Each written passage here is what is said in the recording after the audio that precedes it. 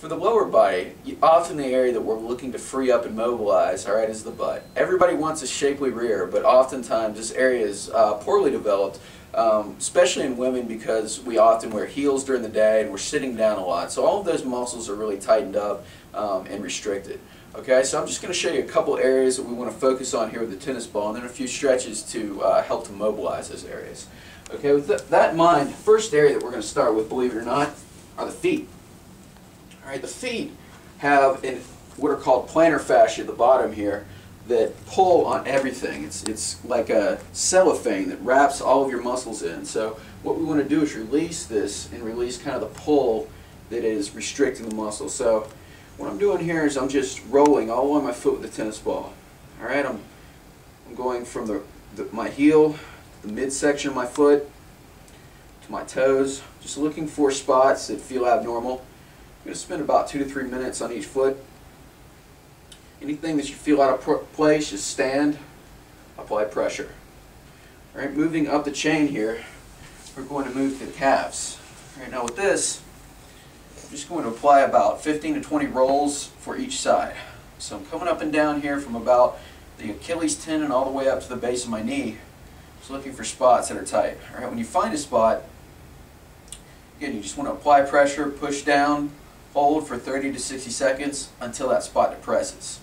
Okay, the last area that we're going to focus on, okay, is the butt itself. Okay, so what I'm going to do is I'm just going to sit on this tennis ball, okay, and roll all along this area. Often, this is really the worst part. This is really going to hurt in the beginning, and with that in mind, you don't want to sit all the way down on it. Notice I'm lifting myself up a little bit, just applying light pressure.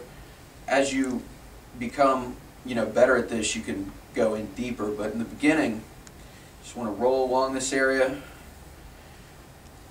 You'll be amazed at how much relief that you feel after just doing this for a minute or two.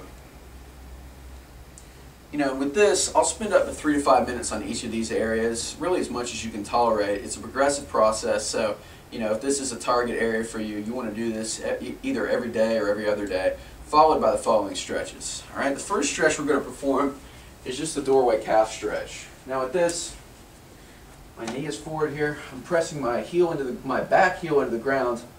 And I'm just getting this stretch here in my calf. Alright, you want to perform 2 versions of this. My knee here is bent for this version. Okay, and then I'm just going to straighten it out. You want to hold in each position for 30 to 60 seconds. And obviously switch legs.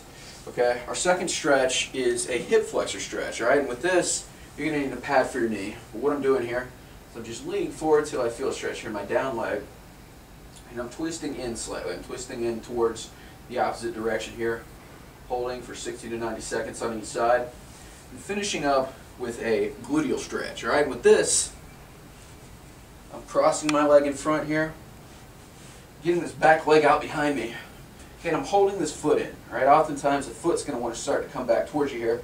You can intensify the stretch by leaning forward. Again, 60 to 90 seconds on each side, and that's your lower body mobilization.